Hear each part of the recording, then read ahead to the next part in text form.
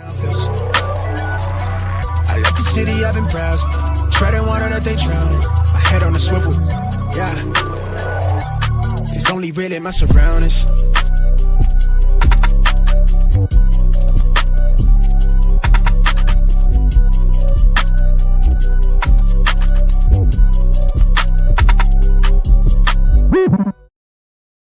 Hello and welcome to episode 56 of the Smash Accept podcast. I'm your host, Michael Royer. You can find me on Twitter at Dynasty_DadFF.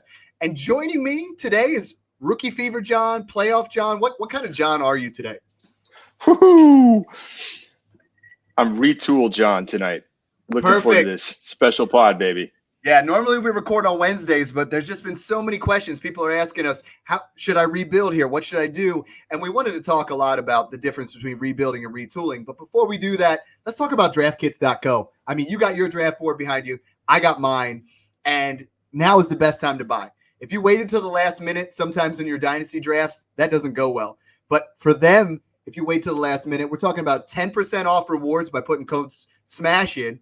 And now it's $5 off shipping too. So there's really no excuse. Go out there and get it, but you only have till August 27th. So we got a couple of days here for that $5 off. Go hit that. They got the best draft boards out there. You got your stickers. I got mine. This is the Deep Dynasty board. And there's guys on here like Brennan Eagles, Ashton Doolin. I mean, deep Dynasty stashes. And we're going to talk a lot about stashes today, which is awesome. Almost the Tom Selleck of stashes. Yeah, we are.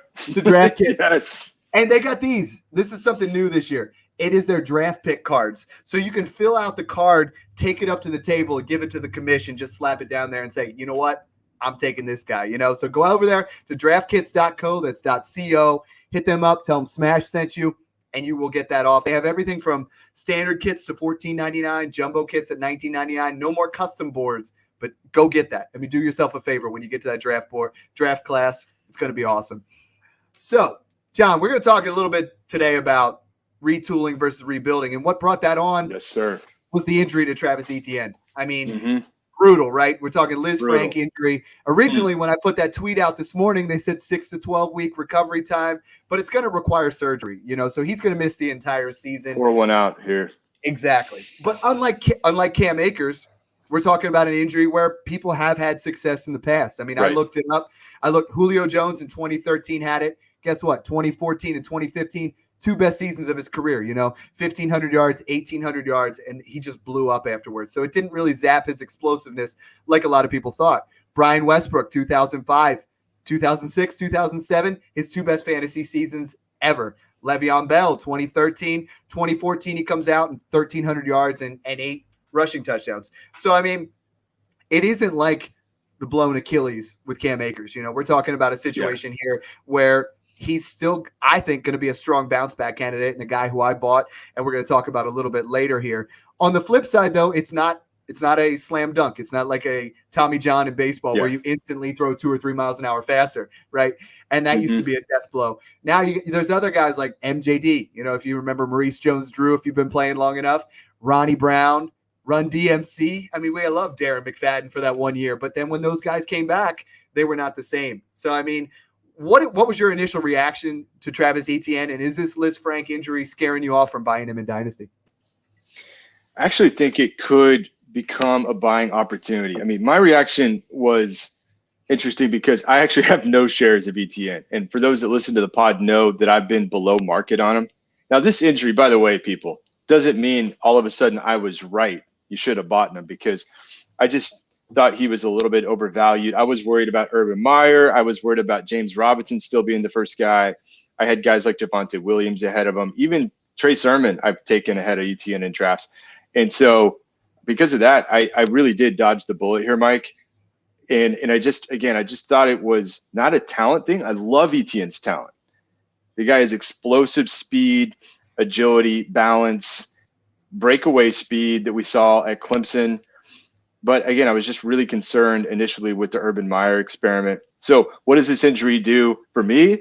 Now I think it's kind of interesting because his value will plummet. And I think he has youth on his side in this case, Mike. Like you're talking about MJD, Ronnie Brown, those Run DMC, those guys were later in their careers. So most people that I've seen so far that are considered experts do believe that this will be a recovery and less risk overall. Like, we actually have some proven examples of somebody coming back versus a Cam Akers, which is kind of just a who knows type scenario. So I actually think we're going to get into this, right? But if you were a year out and you're considering retooling, we're going to walk you through it here.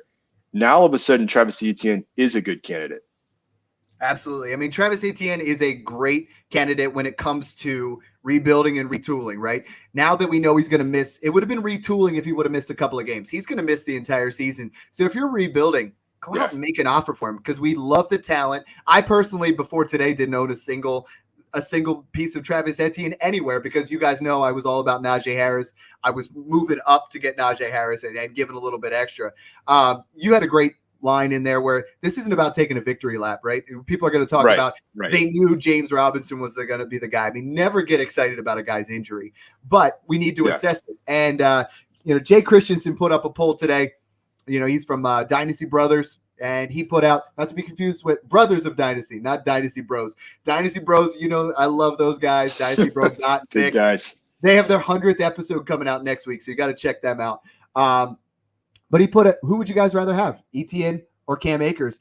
And, it was surprising how close this poll really is, because before the season started, I mean, we would have said Akers, but we're looking at 54% to 45% for Etienne.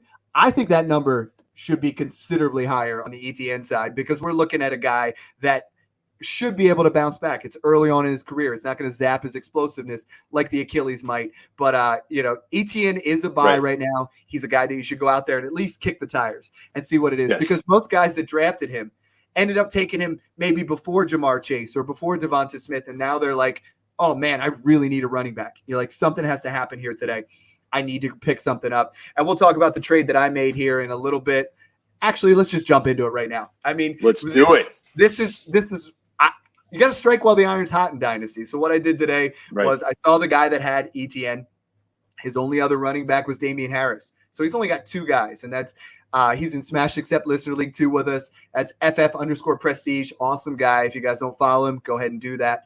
But I ended up trading David Montgomery, who I love for this year. But if I'm like, I wasn't quite there, so I wanted to move off a little bit. I'm with you.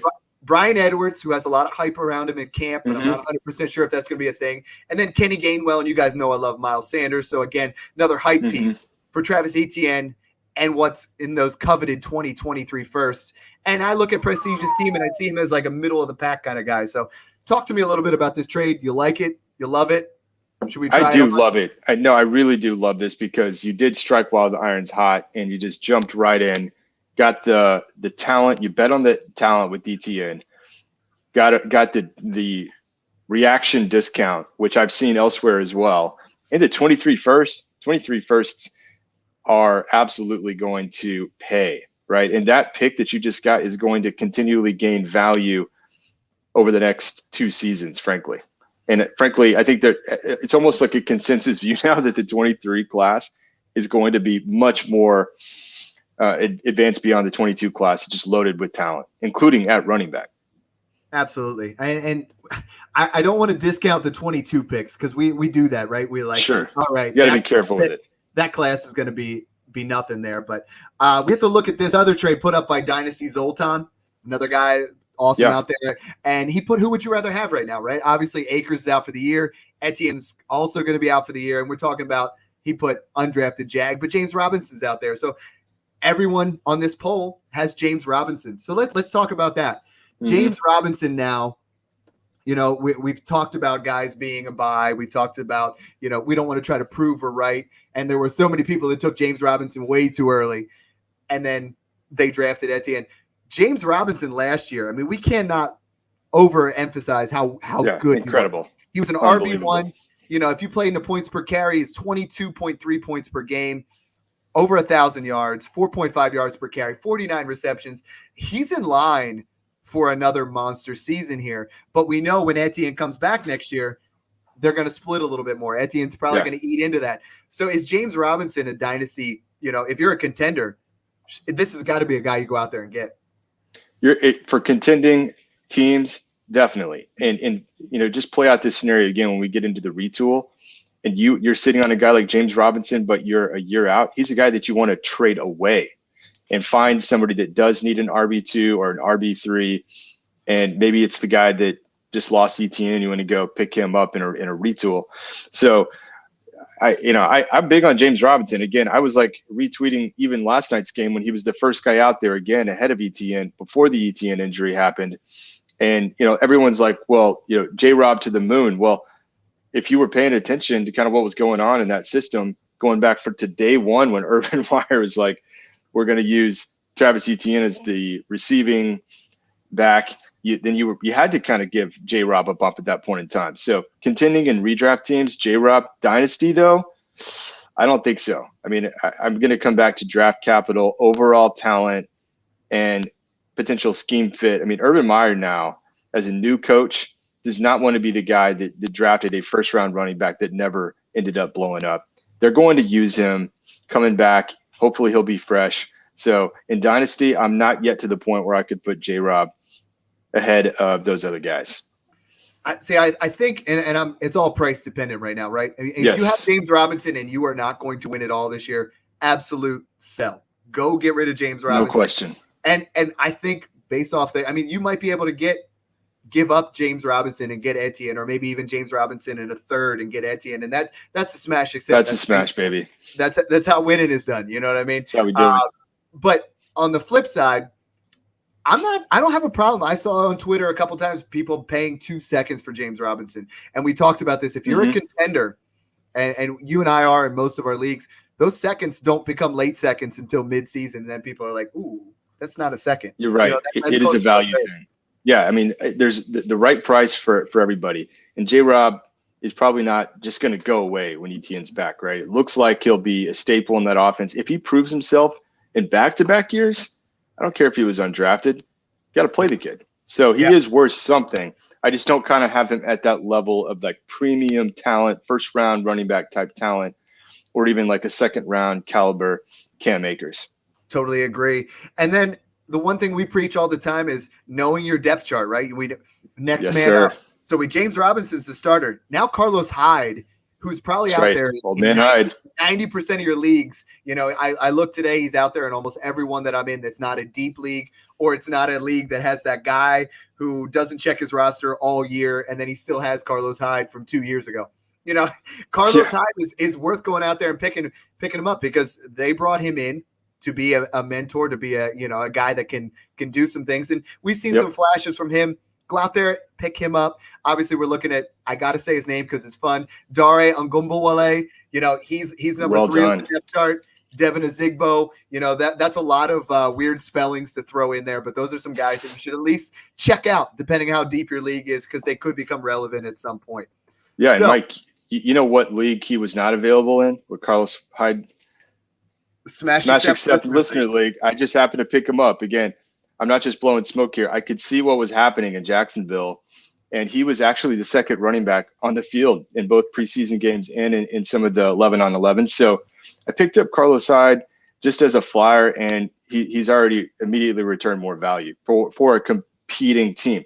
And, oh, by the way, Carlos Hyde played at Ohio State with Urban Meyer, and they will use him to offset some of the J-Rob load. He's actually getting targets as well. And so he's a vet that Urban Meyer can depend on, and he's actually worth something. Yeah, he's worth picking up. I mean, we've seen that offensive line is a wreck. Trevor Lawrence looks like he's going to get killed. They were pressuring the heck out of it. So they're going to want to establish the run to try to protect him a little bit, set up a little bit more play action. The rest of the offense there, I mean, does this benefit anyone else? Yeah, I got one more, and it's got to be Visca, right? Remember, Visca is the guy that we think is going to be the short yardage, kind of the extension to the run game. Low ADOT, but he's built like a running back. And he really is going to be kind of a safety valve for Trevor Lawrence. I think that this injury to ETN keeps him on the field a lot more because he is going to be the short range receiving threat that ETN could have been. And so whatever you were projecting for ETN targets and receptions, you got to take a chunk of those and give them to Visca. So I think for sure Visca's got to come up your board a little bit, and it could be the opportunity that he needs. And frankly, might come back to Laviska Shenault as a candidate, as a breakout candidate at this point. I'm excited about him. I absolutely love that. A couple weeks back, I had said they took Etienne and they already had the guy that should have been in that role that they were trying to make him into, right? And that's Laviska Shenault. Right on.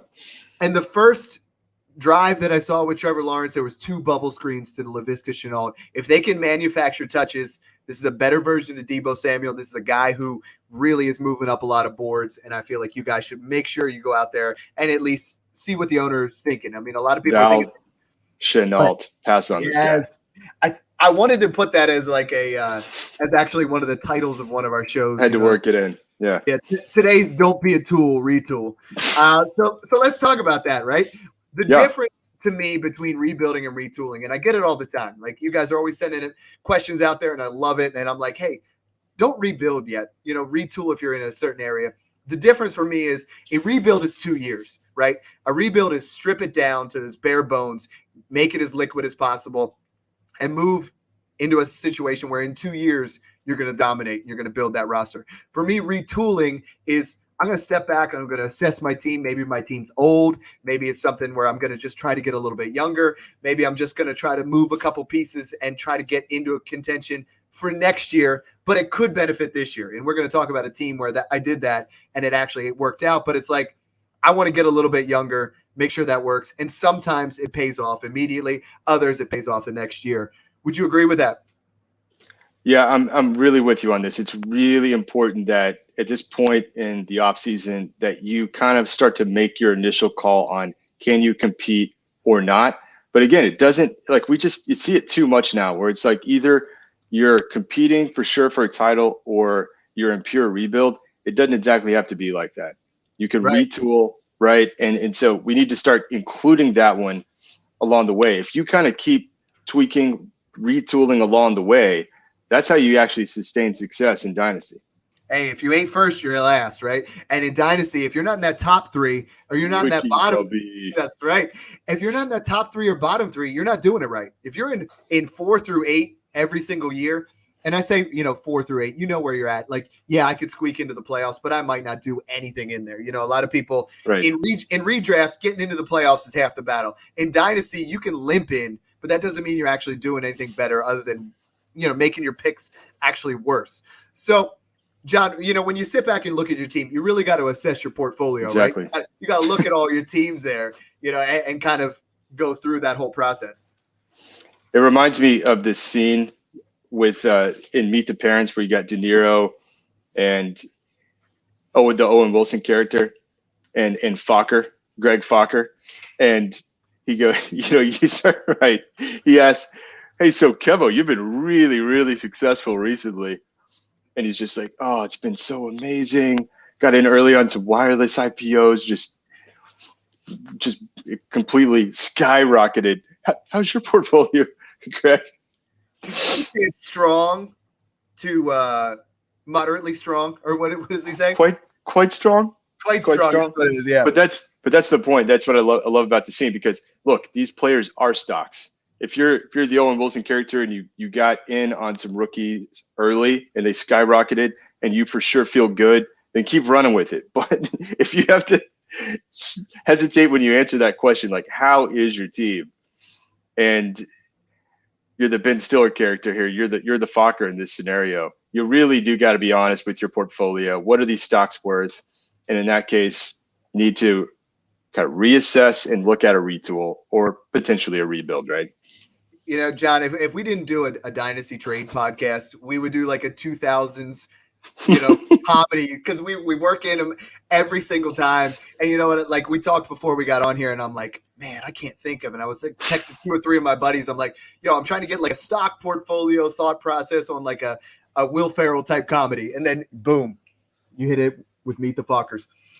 Greg's a male nurse. Well, I would love to give back to the community too. He actually gets paid to do it. So we don't actually get paid to do it, but let's jump into some of this here. So what I ended up doing in one of my retools was maybe, like, I won 2 years in a row in what was an Empire League. and I took the pot. And then the next year, I was like, I'm just going to keep giving my first round pick for Chris Carson's. I'm going to keep giving my first round picks for Julio Jones, buying those old assets. And I got to a point where I played the guy in the championship. Shout out to Randy Zook, awesome guy. And what happened was I looked at his team and he had Christian McCaffrey. He had Patrick Mahomes. He had Saquon Barkley. He had Russell Wilson. I mean, this dude, I was looking at his team and I'm like, I am not going to come close to beating this guy in the next couple of years because I'm looking at my team and we're talking Aaron Rodgers, Melvin Gordon, DeAndre Hopkins. I mean, they're great players, but we're looking at that age group where we're trying to get a little bit younger. So what I did was I lost to him, and I was like, I gotta flip this, right? I'm not going to rebuild it because I got a lot of talent here. Exactly. It's not strip it down. It's retool it. So what I ended up doing was, the key is you got to assess who that next round of guys are, those next breakout candidates. And I think step one is assessing your team, but step two is who are those guys that you want to acquire? Who are those guys that are going to hit? Because if you're rebuilding or if you're retooling, you want to minimize risk and increase your opportunity for success, right? Increase the yield that can possibly come out of that. So you want to make moves for guys in the past where I've made moves for DK Metcalf, CeeDee Lamb, Terry McLaurin that insulate your deals. Who are some of those guys for you right now? Let's talk about breakout candidates because I got them at literally every position. These are the guys that I'm trying to move off of, right? So we'll start with the wide receiver position. Okay. If you're retooling, you're moving off DeAndre Hopkins, you're moving off Devontae Adams, you're moving off Keenan Allen because your idea is, yes, those guys are going to be great. And you're moving off like Robert Woods. Those guys are going to be great in 2021. But to retool, we want to be good in 2022. So those guys are all going to depreciate value. But who are those guys that are going to break out this year? Yeah, I've got a few. And again, to your point, Mike, when you're assessing here, you're asking yourself one simple question. Is this stock, is this player going to increase in value? Have they hit their peak value yet or not, right? So if you're a Diggs or a Nuke, and I actually purchased Nuke a couple years back when he was younger and maybe hadn't necessarily hit that peak yet, right? Diggs, same thing. But now these guys, you can sell high, can sell that stock, but cash it in for a stock that for sure is going to increase in value. Like you're high confidence in increasing in the value. The guys that I'm absolutely targeting at wide receiver, Terry McLaurin, if you just want to take a small step down. So you're getting Terry McLaurin and a piece or a pick. Will be a wide receiver one this year. No question, right? Another guy, look, if you want to get a couple assets, you're targeting guys like Jerry Jeudy. I really believe in this kid. We talked about him a lot last year. I still actually think he could become the top guy in Denver. Cortland Sutton right now is actually struggling to stay healthy. But Jeudy in his route running, we've seen it on display. He had some mental stuff, right? You can just kind of picture that it's all going to come together for him in his second year. And then some explosive guys like in our rookie class, Jalen Waddle or the Moore brothers. We talked about, the Bushwhackers coming in, Rondale and Elijah Moore. These guys are pretty cheap right now still. And so, getting someone like that in a first or getting a couple of those assets packaged together, that is how you would pivot off those proven assets. And these are all stocks that are going to gain in value. And I'm glad that you said stocks because we had Jordan McNamara on the show a couple of weeks back. And I remember one thing really stuck out was he was saying, I don't look at it as this is Josh Jacobs. I look at this as the profile of what he's produced and who he is, and a lot of times when you're doing rebuilding and retooling, you might say, hey, I don't like this guy or I don't like that guy. You have to look at it as a stock. You have to look at it as an asset where I might not be into, Jalen Waddle, but you are. So if I trade, DeAndre Hopkins for Jalen Waddle in a first, now I trade Jalen Waddle to you for something else, and it doesn't have to be, oh, I like this guy more. I like that guy more. That's right. Try to take the emotion out of it sometimes, like we all love our guys and they're in those certain areas. And exactly. There's ways to do it, right? So if we're going to move off Devontae Adams, you can get CeeDee Lamb maybe in a second at this point, or you can get Jerry Jeudy in probably 1 to 2. Maybe you could probably get Jerry Jeudy in 2 first for Adams in a second, and I feel like that's an absolute smash accept because we believe in Jerry Jeudy. Some of the other guys that I'm really starting to believe in is those sophomore guys, Brandon Ayuk, Chase Claypool, make an offer for those kind of guys. Judy's in that realm. Those Visca, rookies. yeah. Visca, Mm-hmm. yeah, absolutely.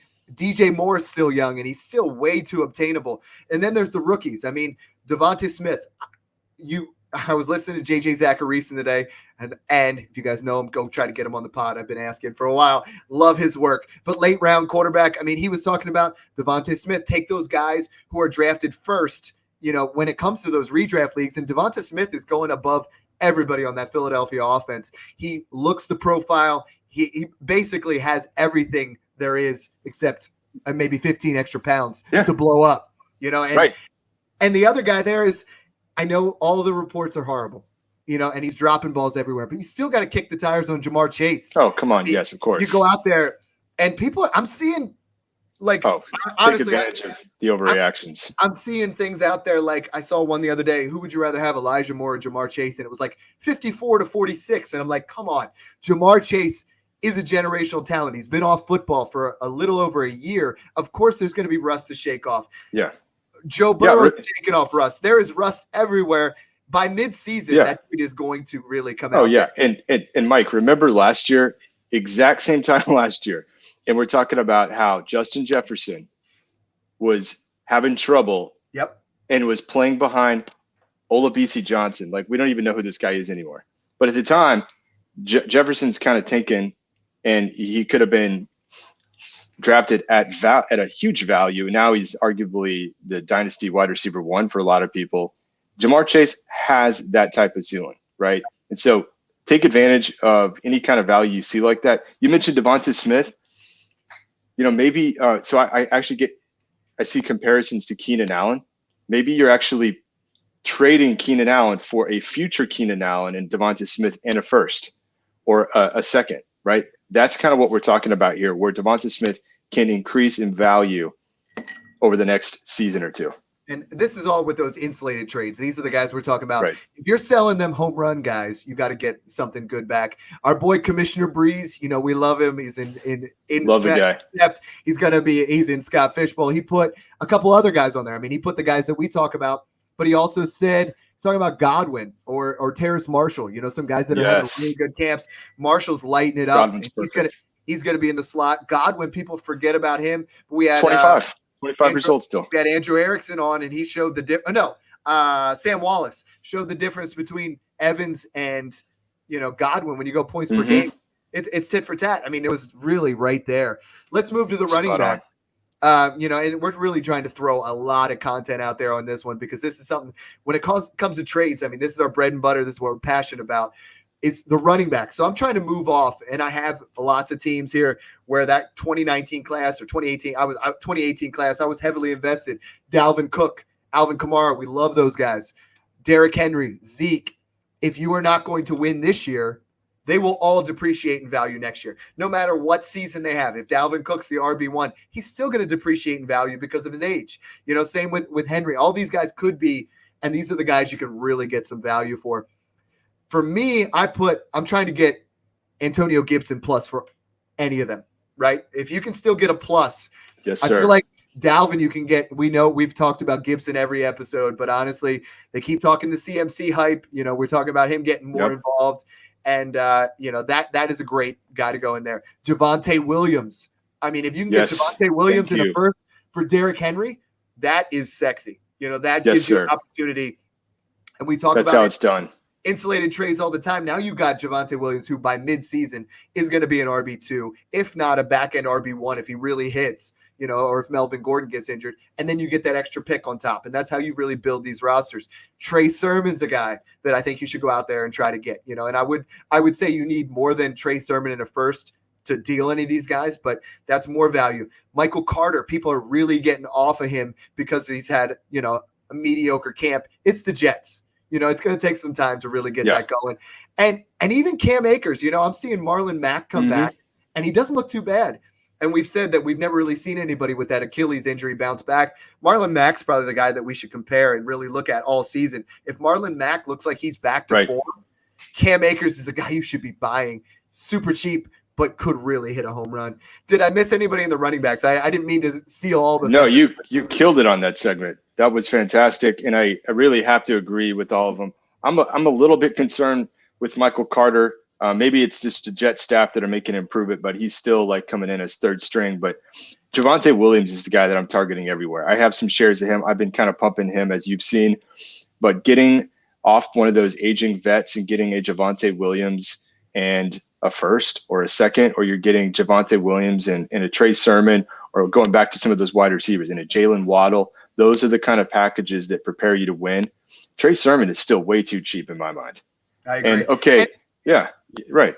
In a retool, you don't have to do it now. It could be mid-season. So let's say Javonte Williams isn't playing much. Trey Sermon isn't playing much. Zeke's blowing up like we know he's going to. I mean, I think you could get Trey Sermon and 2 firsts for Zeke. You know, like I feel like that's how you literally go out there and just cash in. So it doesn't have to be done right now. Some lesser extent guys, Ronald Jones, Damian Harris, you know, go out there and just grab some of these guys. But I'm not advocating, just so we know. I wasn't advocating going and get Michael Carter and a first for Dalvin Cook. That would just be idiocy. You know, that's not what I'm saying. Is Gibson and Javonte, they're up there. Those other guys, you can move slightly back. You could even move off Dalvin for DeAndre Swift, Clyde Edwards-Helaire, you know, any of those guys, and really feel good about it. Yeah, again, like, is the stock going to gain value? We know for sure every single year. We're a little bit past the mark now, but those picks are going to gain in value, especially between the actual NFL draft and your rookie drafts. It's incredible to watch. Yeah. Without fail, they gain in value leading up to when people are on the clock in the draft. So you know those are going to increase in value. But all those rookies, those young guys that haven't broken out yet, you could easily convince yourself they're going to gain in value. I mean, Javonte Williams is still like RB 19, right?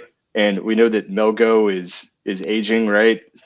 Yeah. Those all of those examples you're giving, including Michael Carter, by the way, to your point, he's going to gain in value, right? He's starting to get a little bit depressed right now. So you pick up a few assets like that, and your team is gaining in value steadily over the next year to 2 years. Love it. And one more little tidbit to throw out there, and something that I'm doing in all my leagues is, you know, let's say I'm selling Dalvin Cook to you and you want Antonio Gibson. And I'm saying, well, Gibson in a first doesn't quite work for me for this year. I'll say, well, you know what? I'm going to give you Dalvin, and then I'm going to give you James Conner. Why don't you just make it a 23 first? Not everybody's come around to that 23 class. Sometimes you can just say, I'll throw in my third. If you Absolutely. Nailed it. Not even next year. It's 2 years from now. But guess what? When that 23 class rolls around, it's going to be like that 2020 class. It's going to be like that 2018 class, and you're going to thank us later. That's spot on. This is just a fun episode. Moving to quarterbacks. I mean, super flex. There aren't too many guys to move off of, right? You're moving off of Rodgers. Maybe you want to move off of Russell Wilson because his value has peaked. Ryan Tannehill, we love him. His value has definitely peaked. Matthew Stafford, his value has peaked. Those guys are not going to go up in value no matter what season they have. So we can move off to a guy like Tua. Is it Tua? Yeah, it's Tua time, baby. You got to love it. Where's your cowbell? You find that cowbell and ring it for Tua. He's looking sharp. He's looking pretty sharp. Yeah, and you know, they finally got his guys, right? Like last year, we're looking at Mike Gesicki and Devontae Parker, who don't separate at all. Now you got Will Fuller. Now you got Jalen Waddle, some guys that can separate. Tua is showing leadership on the sideline. I mean, I'm excited.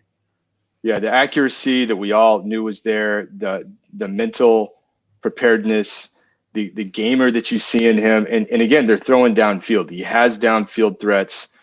And so I do think Tua is a fantastic target. Another guy that I'll throw in there that we talked about from time to time is this guy right here, Justin Fields. And again, he's still somewhat affordable. You look at these rookie QBs, yes, they're getting a lot of hype, but I'm telling you, if you go just look at Dynasty ADP, they're still affordable. Last year, starting week 1, so people are starting to already think, oh man, he's not my guy now. I'm off of him, right? Yeah. So I mean, for sure, during week 1, while Dalton's getting that start, go pick up Fields or do it now because it will explode. You can see it coming from a mile away. And so those are the kinds of guys that you're targeting here. And again, we talked about this on previous pods. Like last year at this time, it was Justin Herbert. Mm-hmm. And look where he is now. He's a consensus Dynasty startup round 1 pick. And I think that's what we're going to be saying about Justin Fields, Trey Lance, Trevor Lawrence, and potentially even a Mac Jones, Zach Wilson, they're going to be somewhere in there too. They're certainly going to increase in value from where they're at now. So that's the point, right? And we're not hoping that Andy Dalton gets a punctured lung by accident, like Tyrod Taylor, But put that out there. Something's going to happen, and as soon as these guys start, every single one of them is going to go up in value, except for our buddy Trey Lance, whose value can't go any higher. Literally, it's getting steep. It is, but I have the rookies on there. I have Deshaun Watson written down because if you can move, if you're not going to win this year, and you have Aaron Rodgers, if you can get Deshaun Watson plus, and depending on how you feel, I feel like he comes back next year. Don't really agree with everything that's going on. Obviously, FBI getting involved, and to a lesser extent, and you're going to hate these guys, but Drew Lock really is like on the cheap end right now, and he's got that swagger. I've been excited about him. You guys harassed me in Listener League 1 all off season because I got Drew Lock, and we'll continue to. Yeah. And when I win that whole league, you guys will have to talk a little bit. Jameis Winston. I mean, he looked famous Jameis, really good. I know it's the Jaguars, but 9 for 10. 2 touchdowns, both to Callaway, and he doesn't seem to be making those risky plays as much. So that could be a huge upside. And even, I know you hate Daniel Jones, but another guy to possibly move off of. But Danny Nichols. The wide receivers and the running backs are so much easier to make these insulated trades than quarterbacks sometimes. And tight ends are the trickiest, right? Yeah. If you're moving off Kelsey and Waller, there's only 2 guys in my mind that you're even considering. And that's Hawkinson and Pitts. And most people are already so in tune to it, they're not going to do it. If you're selling Kelsey, you're selling Kittle, you're selling Waller. If it's not those 2 guys, then hold on to them, or move to a different position. Most of these we're talking inner positions type move downs. Yeah, I mean, if you're getting off of Kelsey, Waller, Kittle, you really, in this case, even in a retool, you got to get some premium players in return. That'll give you that weekly point total. That positional advantage at tight end right now for those guys is hard to come by. So I'm with you on this, Mike. Like you're at least try to pair them with a Hawkinson and a piece or a pick, and you got to nail that pick as well. Those are tougher moves. I'm with you on tight end. Very difficult. It's easier to find those stashes, and I know we're going to get to those later. I'm excited. Yeah, that part's good. Let's move to step 3. I think we talked about in the rebuild, and by the way, like our rebuild episode is still it's the highest listened to episode other than Matt Waldman. So if Matt Waldman's not in it, we don't quite have the same kind of listenership. But that's still our most popular one. And what people keep saying is, and this was a term that I coined, is the splash trade. I've never heard anybody talk about it when they do the rebuild. And when I did that first episode, it was the Dynasty Dad pod, but it was like, make that splash trade to make yourself commit, right? You got to get some of us, some of us males, we have a problem committing. We got to go out there and make that commitment. And in this particular league that I want to detail, like I said, I made this commitment and I did it during draft time. And draft time is usually the easiest time, but I wanted to shake things up. So let's talk about types of trades when you're doing this. The first one is, rookie insulation. So during the draft, I said to that guy who came, he won it all last year. I said, I feel like I'm starting to fall off here a little bit. Why don't I make a trade with you so you can win it again? And I'll just kind of retool a little bit. So I gave him DeAndre Hopkins, right? At that point, DeAndre Hopkins is 27 years old. He is the pinnacle. It's Michael Thomas, it's DeAndre Hopkins. And I get DK Metcalf in the 106. 106 becomes DeAndre Swift. Both those players are now worth more than DeAndre Hopkins. And those are the rookie insulation moves that you can make where we talk about insulated trades all the time, but if you can make those trades and they both hit, I'm gonna like share a little bit. But I won that league this year, and it was because of you did. Yeah, you did. It was because of the thing. And to him, he was like, "Yo, I'm getting this right. I'm taking my opponent out because I'm getting the better player. I don't want that pick. Let's just throw it in there." The other type of trades, because we've talked about insulation enough, is moving off a veteran into a similar tier. So another move I made in that league is I had Aaron Rodgers. I love Aaron Rodgers. We all love Aaron Rodgers, right? I traded Aaron Rodgers for Josh Allen, and the entire league ripped me apart. They're like, that was brutal. Yes. Why would you trade Aaron Rodgers for Josh Allen? Josh Allen has too many turnovers. Josh Allen's a running back. Josh Allen can't make passes. Guess what? Writing on the wall for Josh Allen, just like it is for Trey Lance, just like it is for Justin Fields. Those type of running quarterbacks that have upside are what you want in Dynasty. And you move that veteran into that same tier. He thought he was getting a smash accept, right? He's getting a guy who's he's a QB1 every year. Josh Allen was better than Aaron Rodgers last year, and that's how you move into that. That is fantastic. Then there's moving off veterans to add draft capital. I had Julio Jones, and I was like, another guy really thought he's like, oh, well, Mike's selling picks, or Mike's selling veterans. Now, let's move in. I got Debo in a first for Julio Jones, because that guy was like, I'm going to win, right? Mm-hmm. Now all of a sudden I got Debo in a first. And I want to talk about something else here, John, that you and I talk about a lot. I cascaded that trade, right? Cascading trades, baby. I hate Debo. I hate Debo Samuel. I have none of my teams. Like, I don't know why. I just don't want the guy on my team. Can't handle him. I can't handle the Debo, And then I took Debo and a second, and I flipped it for 105, which come on, yes. It wasn't 105 at Beautiful. the time. It was a random first. I'm tearing up. This is beautiful to listen to. Tua Tagovailoa at the 105. So essentially, you're looking at Julio Jones in a second for Tua. Obviously, you'd take that. But when those picks don't have names, those picks don't have numbers, Debo in a second for a first sounds wonderful. And you can do that kind of moves. And again, these guys they're stocks. Okay, you don't like Debo for whatever reason, he's still worth good amount of value, and you can turn that in, package that, and get something else for him. That's a cascading trade that we often will see. And what I've seen a lot of times happens is you make a big move in the league like that, all of a sudden the rest of the league wakes up. They're like, I want to get on this. I want to make a trade. So I've seen trades cascade 2 or 3 times in a day or within a couple days span because you're just stirring it up. Maybe you made that splash trade, big cannonball in the water, and all of a sudden the rest of the league's like, whoa, Dad just jumped in the pool, big splash. I want in on that. And so and then people feel it. People feel it. They start getting involved. And when I came up with splash trade, I was talking with a guy. I traded Devontae Adams, and I got a bunch of picks, and I got Stephon Diggs and Calvin Ridley there. Diggs was kind of like, oh, what's going to happen with Diggs? Minnesota doesn't really like him. Calvin Ridley was like, oh, it's his rookie year. We're not sure if we love him. And then all of a sudden, that if I broke that down, that cascade, I ended up getting like 9 guys for Devontae Adams. And it's That's amazing. It just love that. You just take that and you just keep building off it, And I think a lot of times we're really reluctant to give up that veteran. Do we want to give up Keenan Allen this year? No, he's a stud. He's going to absolutely kill it this year. And he could be a wide receiver 2 in the next couple of years as well. But if you can get Laviska Shenault in the first, go do it.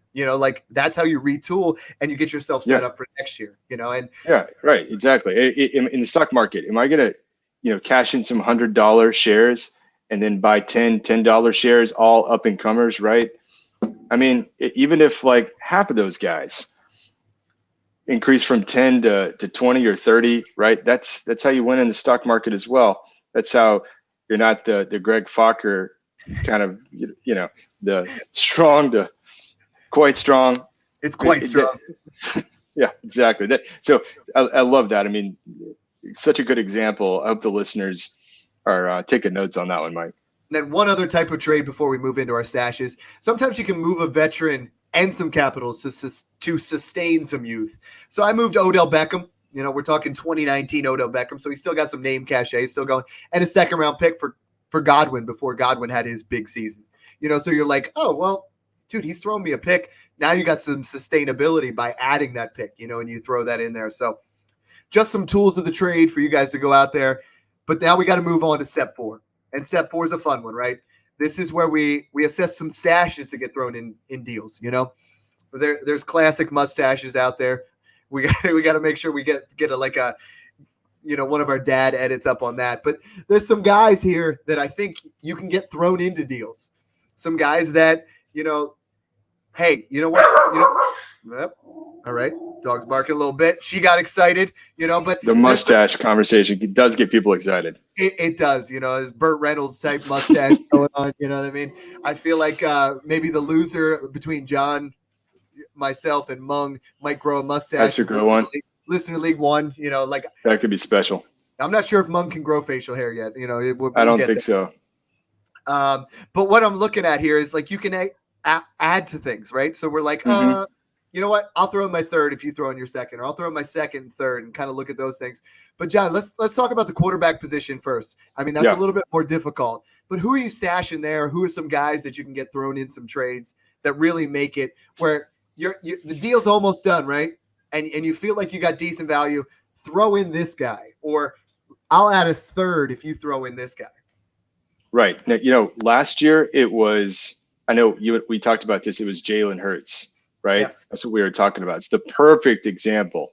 And think of the value that he's gained since then. I mean, there's some stashes at QB that could play out. I think Sam Darnold is just like ridiculously cheap for the offense that he's in, the weapons that he has, the pedigree, and he got out from under from Gase. I really like that one. I mean, and again, like stash Jameis Winston or Taysom Hill, they're both ridiculously cheap. They're practically free. One of those is going to hit. Looks like it could be Jameis after last night.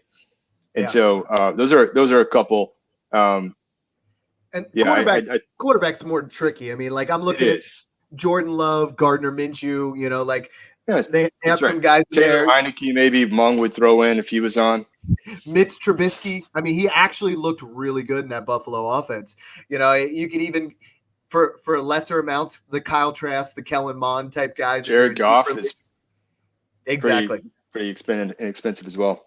So wide receiver is a little bit trickier, and these are the guys that are like, I'm just saying, I know it's rookie season. I know we just, got past that, but some of the guys I really want to get thrown in are guys like, and I just dealt him, but I mean, Brian Edwards, De'Ami Brown, Kadarius Toney, it's going to be out of sight, out of mind. He's injured. Nico Collins. I know you and I talked about Donovan Peoples-Jones. Looks really good. Yes. And Cleveland's talking about potentially still trading Odell Beckham. So if he gets some opportunities, some deep stashes, deep stashes. And I got to give a shout out to our guy, Eric Michaels, just joined Smash Accept. He's at Casey Titleist 11. He had a post out there that it was like, hey, who are your deep stashes? Who are some guys there? I said Anthony Schwartz was the guy. Talked about Peoples-Jones. Anthony Schwartz has that third-round draft capital. I was picking him up everywhere with the Browns. Des Fitzpatrick, Colonel Powell or Byron Pringle. One of those guys I think will be better and have more value than Mecole Hardman, because every time Mecole Hardman gets a chance, it just isn't pretty. It just isn't happening. I got a couple more to throw in. Yeah, these guys were stashes that are starting to gain in value, but the guys that I really stocked up on everywhere were Jacoby Myers, and Marquez Callaway. I know that's now become a little trendy, but I mean, I've got the rosters to prove it. I had a ton of Callaway just because you bet on that talent and potentially wait for the opportunity. And now, I mean, you could flip Marquez Callaway for, in some cases, I've seen a first, maybe a couple of seconds. And we talked about it on the Michael Thomas episode where Callaway was a guy that we should go out there and buy. And as soon as we got done with the episode, I went through and I picked him up in 7 leagues. People just didn't have him on the team at all. He was just free. Talk about an immediate return. I mean, this guy has skyrocketed over the last couple of preseason games. I might even consider selling some of those now, Mike. But I do love the kid. I think he's going to put up some serious points this year. Well, if you get a first for him, that's a smash accept. Yeah, that's a smash. That's a smash. Even if you package him with a second and get a first, it still is. You got to do that. But those are great guys. Deep stashes. I mean, deep 35-man roster kind of things. Jalen Darden over there with the Bucks, Seth Williams with the Broncos, Des Newsome, Quentin Cephas. Yes. Quentin Cephas has actually had the best camp at I like Cephas a lot. Quentin Cephas is with the Lions. Who's the guy? Quez Watkins. That's the guy. I was like, Quez Watkins baby. Has looked really good. So those guys are definitely worth moving in there. Good call. The running backs, and this is where I'm going to let you go because I think I stole some of your thunder there on the wide receivers. Who are some running back stashes you got to have? Yeah, so when you're looking at running back, I look at a couple of things on stashes. Again, can they gain in value from this point on, right? And you also, it's really important to look at the backfields and in contracts, right? So let's take Washington football team. Jarrett Patterson is a nice stash right now, I think. I don't want to get too carried away, but if you think about it, everyone knows I love Antonio Gibson, but think about what happened last year. He was playing behind, at the time, as Darius Geis and Adrian Peterson, but we knew the talent was there. He was looking good. And again, bottom everywhere. And he blew up. It's incredible to see how that's played out. Well, this year it's J.D. McKissick and Peyton Barber. They're both gone after this year, so you're going to be left with, as of now, Jared Patterson and Antonio Gibson. Even if they pick up a rookie, Patterson could be a year further in. And so that's a nice one. Antonio Gibson goes down, boom, skyrocket. Another example. Yeah, he's had several receptions. Yeah, every preseason. Yeah, he's looked good. Rushing, receiving. He looks like, a better version of what McKissick was last year. For sure. Definitely. That's a great one. I love that. Another one, very similar situation, Khalil Herbert, like the other Herbert. And Damian Williams is gone after this year, right? Cohen could be done, just can't seem to get healthy again with the same burst that he had before. And another one's Ramondre Stevenson. Yes. And yes, this one goes out to you, Tequila. I know you're listening. James White, Sony Michel, both are gone. Damian Harris is going to need some help. And the kid has looked good. And does he have it all together? No. But what we're talking about is next season and the season after. Maybe I'll throw one more in there. Deeper stashes. Tony Jones for the Saints. Yeah, I like that. I mean, he looks better than Latavius Murray on the field now. A year from now, you could see him being that complement to AK. So there's a few good ones for you guys that are listening in on the stashes. And some of those guys like Stevenson, it's going to be a deal. And then you're going to have to say, you know what? I'll add this pick in there because he's not going to be free. But Patterson is available in a lot of places for free. I was scouring through the leagues. You know, there's a lot of sharks and whales in the leagues that I play in. Well, this isn't like a Tom Selleck stash. This is like this is like Kip from Napoleon Dynamite. Yeah, this is like a junior high mustache. It looks like a little bit of dirt on there. You know, like just a little bit. How about gold bracelet? That was my Kip. That was my Kip there. We're having too much fun with this. A couple guys I had is Chuba Hubbard. You know, I mean, I feel like if CMC goes down, there's some value there. Elijah Mitchell, who Mungus talked about a lot. That's strong. A guy I really like in Miami is Salvin Ahmed. I think if he gets a chance, he might actually have a decent value in there. Marlon Mack, I mean, or Naheem Hines. If Taylor goes down, one of those guys is going to get a shot. Some deeper guys. I mean, we're looking at Xavier Jones or Funk over there with the Rams. Yeah. Rams offense is going to be exciting. And we want the Funk. We got to have that Funk. And then Captain American himself, Chris Evans. But, you know, yes. In all seriousness, this is great. I mean, you need guys like that on your roster. I don't care if you're competing, retooling, rebuilding. Those guys are great end of roster stashes for sure. And then the tight end position. I mean, we've been throwing him out there. Anthony Ferkser is a guy I love. Donald Parham. Is it Parham? Yeah, Parham. Mm-hmm.